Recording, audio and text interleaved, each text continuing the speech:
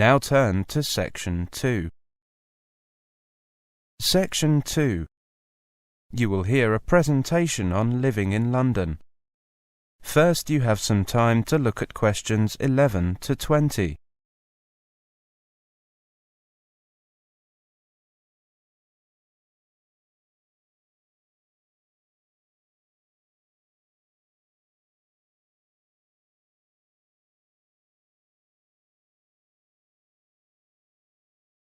Now listen carefully and answer questions 11 to 20.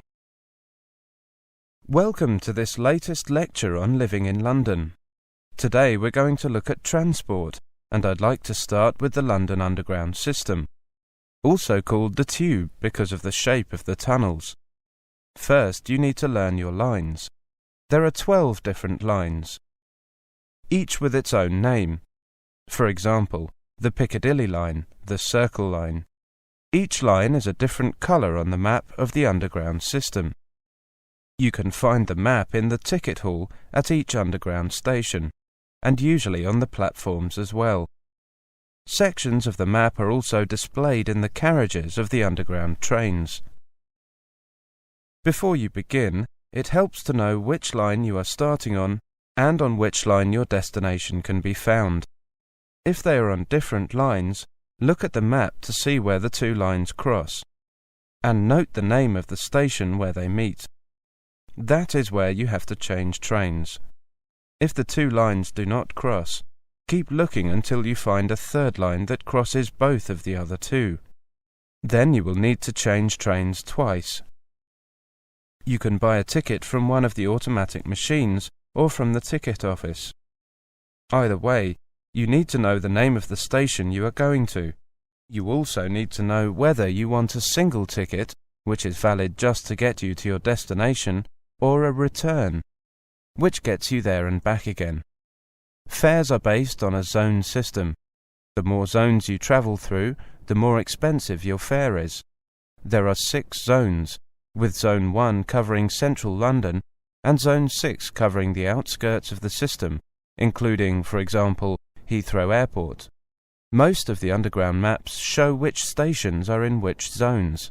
A single ticket for travel through all 6 zones currently costs £4.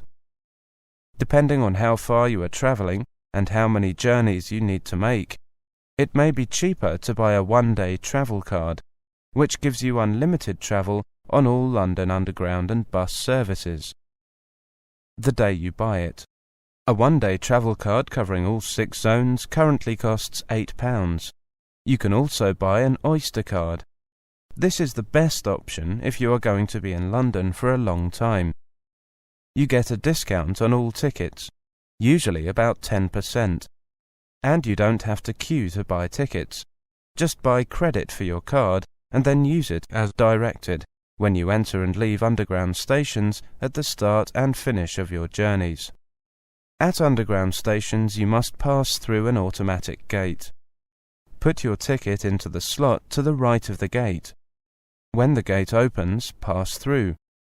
As you pass through, your ticket will pop up from another slot on the top. Pull your ticket out and take it with you. You need it at the end of your journey. This is the same procedure for travel cards. With Oyster cards, you hold your card over the card reader at special automatic gates. If you have baggage with you, you can go through a special larger gate where you can pass through more easily. Show your ticket to an attendant and ask him or her to let you through this gate.